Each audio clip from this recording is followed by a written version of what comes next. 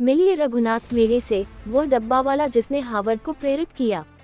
महिलाओं और सज्जनों, आए मैं आपको एक ऐसे असाधारण व्यक्ति की यात्रा पर ले चलता हूँ जिसकी जिंदगी यह साबित करती है कि अनुशासन, समर्पण और टीम वर्क आपको वहाँ तक पहुँचा सकते हैं जहाँ तक आपके सपने भी नहीं पहुँच पाते।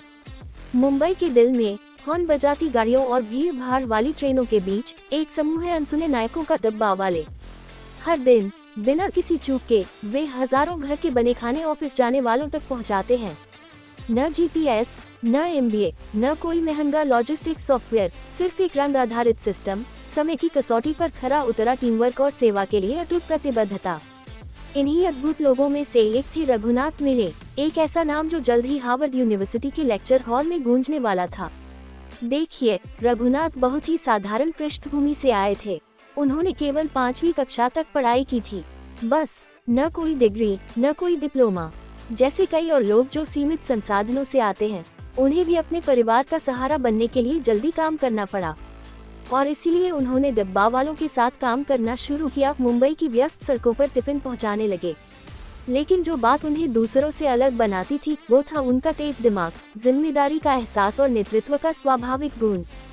समय के साथ रघुनाथ ऊंचाइयों तक पहुंचे और Nutan Mumbai tiffin box suppliers charitable trust के अध्यक्ष बन गए। ये वही संगठन है जो इन मेहनती लोगों का प्रतिनिधित्व करता है।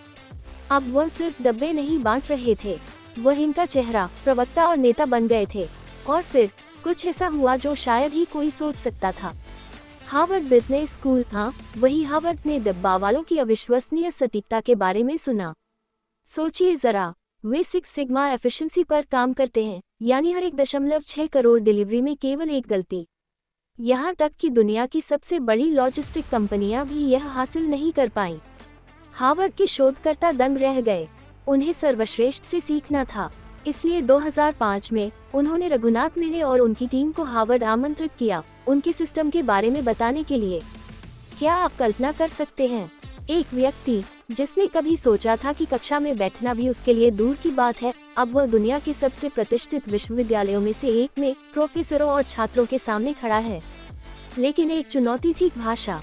रघुनाथ केवल मराठी बोलते थे, अंग्रेजी, मुश्किल से कुछ शब्द। लेकिन क्या इसने उन्हें रोका? बिल्कुल नहीं। एक दुभाषिए की मदद से रघुनाथ ने एक ऐसा सत्र दिया जो हार्वर्ड के सबसे यादगार लेक्चर्स में से एक बन गया। उन्होंने पूरे जोश से बोला, हकीकत की कहानियां साझा की और हर कॉन्सेप्ट को बेहद आसान बनाकर समझाया।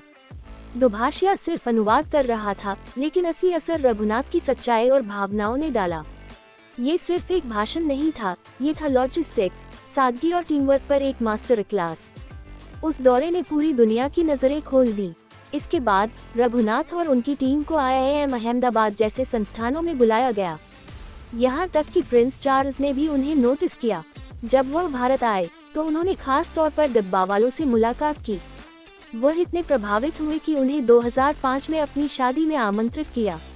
और जब दुनिया उन्हें सराह रही थी, रघुनाथ जमीन से जुड़े रहे। इतनी अंतर्राष्ट्रीय प्रसिद्धि के बावजूद उन्होंने आंशिक रूप से डब्बे पहुंचाने का काम जारी रखा। क्यों? क्योंकि उनके शब्दों में, मेरा काम ही मेरी पूजा है।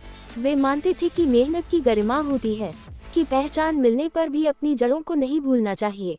और असली सफलता इस बात में है कि आप अपने कर्तव्य के प्रति सच्चे रहें।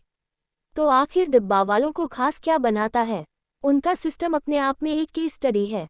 न कोई तकनीक, न ऊंची शिक्षा, फिर भी वे हासिल करते हैं 99.99966% की सटीकता। और अगर गलती होती भी है, जो बहुत कम होता है, तो वे उसे तुरंत ठीक कर आगे बढ़ जाते हैं। यही है 6 सिग्मा, यही है वर्ल्ड क्लास। अब दुनिया भर की कंपनियां उनके मॉडल का अध्ययन करती हैं, ताकि वे उस जादू का थोड़ा हिस्सा भी अपने सिस्टम में ला सकें। यह इस बात का प्रमाण है कि प्रभावशीलता सिर्फ मशीनों से नहीं, इंसानों से आती है। और रघुनाथ मिले, वे एक प्रतीक बन गए।